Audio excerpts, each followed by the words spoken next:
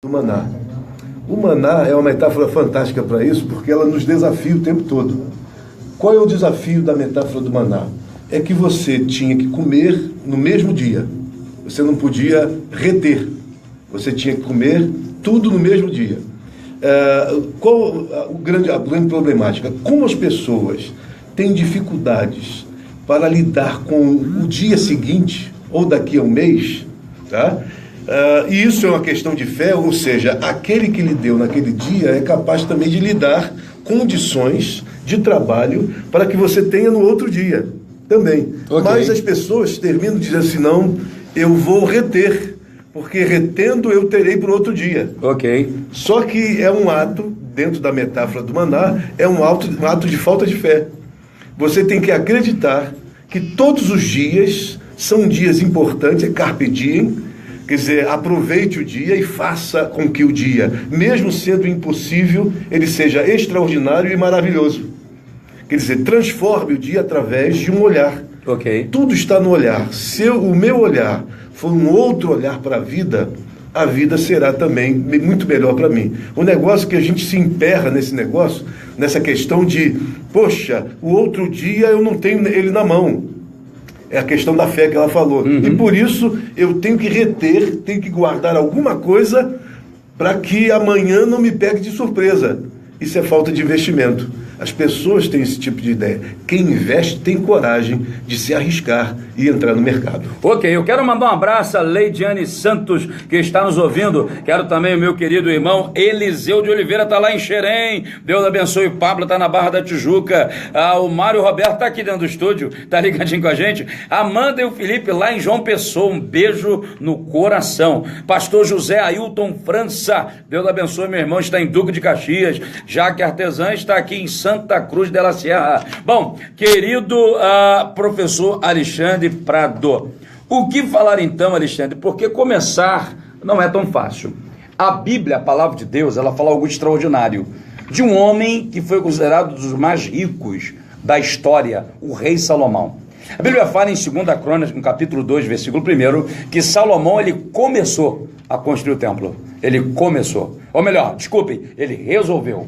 No capítulo 3, versículo 1, ele começou. No capítulo 4, versículo 1, ele faz o altar. No capítulo 5, versículo 1, ele terminou. Ou seja, no 2, ele resolveu. No 3, ele começou. No 4, ele fez o altar, que poderia até trazer a ideia do coração, da alma, dessa questão também espirituosa ou espiritual. E no 5, ele terminou.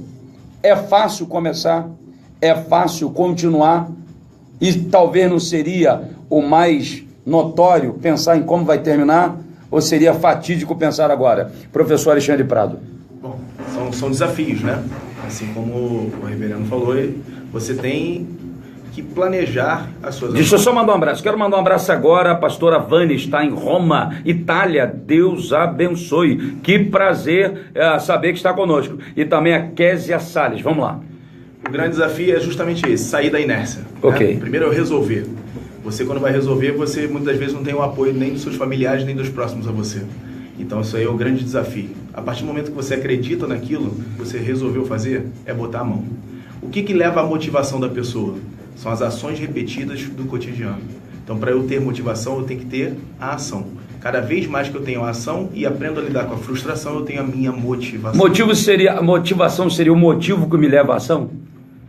Eu acredito que a motivação vem depois da ação. Ok. Esse é o grande problema das pessoas. As pessoas querem se motivar e esperar as condições boas para poder embarcar. Ok. Mar calmo nunca fez bom navegador. Então, assim, a adversidade ela é fato. Você, quando vai constituir uma família, você não pode esperar as condições favoráveis para constituir uma família. Você tem que constituir e depois ir adequando e participando. Então, o grande desafio mesmo do ser humano e do brasileiro, que ele não é reconhecido, nos Estados Unidos, só abrindo um parênteses aqui, nos Estados Unidos, o empresário que faliu e que não deu certo, ele é mais respeitado do que o nem começou. Verdade. Porque ele sabe da experiência. E esse cara é respeitado e tem muito para ensinar. Aqui no Brasil, o cara que não deu certo, ele não dá certo para nada. Fulano já fechou uma empresa, 2 empresas. A maioria das pessoas que hoje têm esse sucesso, eles passaram por um fracasso. E a forma como você lida com o fracasso é que determina o seu sucesso. Ok, maravilha. Que é o legado da resiliência, né? Ok. O legado da resiliência. Ok. Agora, Marcelo Lemos, como transformar então fracasso em sucesso? Só os fracassados que podem obter sucesso? Não. O que dizer sobre isso?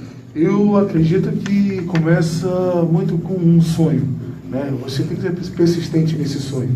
Você sonhou com aquilo, você sonhou em empreender em alguma coisa, esse sonho se torna um referencial. Voltando um pouco no passado, eu lembro de uma professora de língua portuguesa no ensino médio, e ela mandou um tema de redação e fala: sonho é ideal. E eu falei que tudo começa do sonho para se tornar um ideal de vida. Você precisa sonhar. Sonhou, transformou esse sonho num ideal, você vai fazer aí sim, entra a parte técnica da coisa, para você, o que você sonhou se transformar em realidade. O fracasso, é difícil você lidar com o fracasso.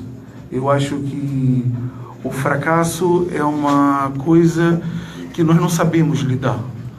Sabemos lidar com a vitória, sabemos lidar com o sucesso. Quando você chega assim, não deu certo, parece que o mundo desaba sobre você, parece que todas as portas fecham. É onde eu acredito que um pouco da fé nos mantém em pé. Ok. Para poder manter essas portas abertas e te manter em pé. Mas o fracasso é difícil você falar, porque eu não tenho palavra para o fracasso. É uma situação também mais cultural, né? Como a Alexandre falou. Sim. A gente vivendo uma cultura de julgar. Você hoje, sendo um fracassado, você tem um rótulo no seu peito, dizendo assim: você não serve para nada, você tentou e não deu certo. Então eu tenho medo de arriscar novamente, eu tenho medo de investir novamente. E esse medo não pode existir. Esse medo tem que se transformar em força, tem que se transformar em fé. Ok, agora Janaína, olha só, quero mandar um abraço para Fernando Marques, que está agora conosco na Barra da Tijuca, Deus abençoe. Inclusive, Fernando, vem para cá, hein, rapaz, quero ver você aqui na próxima quinta-feira. Se tornou um grande debatedor, né, reverendo? Mas olha só, Janaína, o que dizer então de Provérbios 23:7, quando a Bíblia diz: assim como imagina em sua alma, assim você o é. Então, na verdade, eu não sou o que as pessoas dizem que eu sou. Eu não sou, as pessoas pensam que eu sou de fato o que eu penso e que vejo que sou. Então, como eu me percebo, isso tem muito a ver com o que ele está falando. Eu posso me colocar como fracassado ou como alguém que está se vitimizando. Alguém que vive se vitimizando. O pessoal vai lá para a tua palestra, é salto fino, mas tem que descer do salto para entender e sair de ser vítima e lutar. Vamos lá, Janaína. Eu acho que sim, com certeza. E eu sempre falo para as meninas de lá: olha, não vamos ser vítimas das situações. Igual a situação da crise, é muito fácil você botar a culpa em alguém, em alguma coisa, né? Mais fácil. Então, tipo assim, eu não dei certo por causa da crise, eu não dei certo porque meu marido não deixou fazer. Peraí, gente, peraí. Nós temos uma fé que movemos montanhas. Nós temos homens de fé na Bíblia, assim como Davi e assim como José. Meu Deus, ele foi para uma civilização onde ele, como o nosso amigo acabou de pregar aqui agora, né, e falou da Bíblia. Então, José ele fala isso, ele veio do pouco e se tornou um grande governador. Então, se você souber governar a sua casa, as suas finanças, se você souber organizar e coordenar tudo na sua vida, começa pela cabeça. Tudo na vida, tudo, até um papel, a cadeira, o microfone que a gente está falando agora, primeiro vem da nossa mente. Uma pessoa pensou: peraí, eu quero falar, o que eu preciso falar? Eu preciso de um microfone, saiu da nossa mente para se tornar realidade. Então, é a mesma coisa, salto fino. Veio do esporte fino, mulheres falando de esporte, e surgiu o salto fino, que são mulheres que não gostam muito de esporte, mas gostam de falar e dispor e de empreender. Então, se começa pela mente, se você já tem a mente fraca, aí vem a nossa cultura, você vai ser julgada. Então, para não ser julgada, quer dizer, é uma situação que é uma correria total. Então, mulheres, isso é para todo ser humano, né? Okay. Tem que começar pela mente. Mente positiva te leva longe. Então, a gente tem referências maravilhosas, não só na Bíblia, mas em vários outros aspectos. Né? Ok, agora, reverendo, no país estamos vivendo uma crise generalizada. É uma crise ética, é uma crise moral, é uma crise financeira. Contudo, vamos falar de onde está a Assembleia de Deus, Catedral Assembleia de Deus, em Primavera, Duque de Caxias. Então, reverendo, Duque de Caxias, me parece que é uma das cidades que tem uma renda per capita extremamente alta dentro do cenário brasileiro. Muitas empresas estão na cidade de Caxias, onde está a igreja que o pastor, que o reverendo preside, inclusive que eu também presido, a primeira igreja batista em Parque Eldorado. O que dizer então do desavanço de Caxias? Da vergonha de você ver em vários lugares, uma cidade considerada rica, não crescer como deveria. Parece que ela cresce para dentro, mas não para dentro dela, mas para dentro do bolso daqueles que administram. Seria isso? É importante a palavra que a nossa irmã deu aqui e também do Alexandre.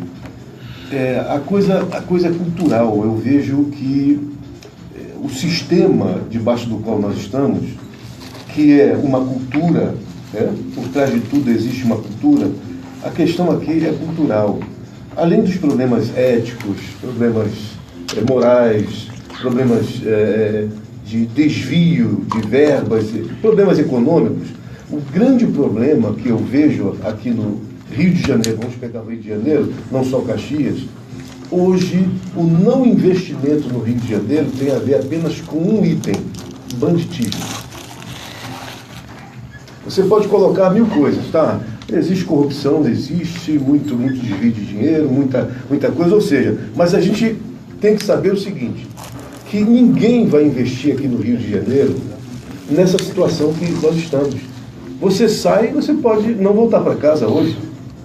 Você não tem garantias que você vai sair com o seu carro e você vai voltar para casa. Você não tem garantia que seus filhos vão sair para o colégio e vão voltar para casa. Porque o banditismo tomou conta do país. E do Rio de Janeiro é uma coisa assim, absurda. Nós chegamos a um nível de absurdo. Mas eu diria o seguinte, dentro dessa cultura que o fracasso é um instrumento de paralisação, tá? Dentro dessa cultura a gente tem que se levantar, porque existe até uma expressão que diz assim: o feito é mais importante do que o perfeito. É aquela questão, o feito é mais importante do que o perfeito. O cara espera a perfeição, não faça. Okay. E o seu fazer é mais importante do que a sua perfeição, lá em cima. Então, eu diria o seguinte, há uma frase da ética dos ancestrais, dentro da cultura judaica, que diz assim: onde não há farinha, não há Torá. Mas onde não há Torá, não há farinha. O que quer dizer com isso? Onde não há farinha, não há Torá. É difícil qualquer pessoa pensar em termos de ensino, de educação cristã, se ele não tem sobrevivência garantida. Mas também, por outro lado, a gente tem que pensar o seguinte, que o que move todas as coisas, agora a gente chega a essa... Depois da inteligência emocional, se cria agora a inteligência espiritual. Ok. Verdade. E eu diria que a inteligência espiritual é o que movimenta mais o ser humano. Então a gente tem que partir para essa parte que foi deixada por muito tempo, mas tudo tem a ver com isso, porque aonde não há Torá, também não há farinha. Aonde não há o olhar para o espiritual, aonde não há olhar para essa parte que é importante da vida, também não vai haver nada. Reverendo, só agregando, o problema é o seguinte, não é um discurso religioso, né? Porque dentro da filosofia, dentro da psiquiatria, dentro de qualquer ramo das ciências humanas, ou, enfim, a gente percebe que o homem ele é ou uma tríade ou uma díade. Independente, ele é corpo, ele é alma e espírito.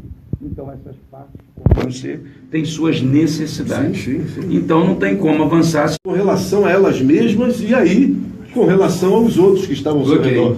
Famílias destruídas por isso. Então é preciso a gente entender o seguinte, como Erickson diz assim, o antídoto vem ou sai do próprio veneno. Rapidinho, antes do Marcelo Lemos falar e também do professor Alexandre Prado, eu quero mandar um abraço para André Martins, que está nos ouvindo, o seminarista José Francisco da Silva, deseja a nós, aqui a todos nós, um dia maravilhoso, e também o Paulo Peçanha está no seu trabalho, provavelmente no shopping, nos ouvindo, e a Olga Figueira também. Bom, nós vamos a um breve intervalo, o Marcelo Lemos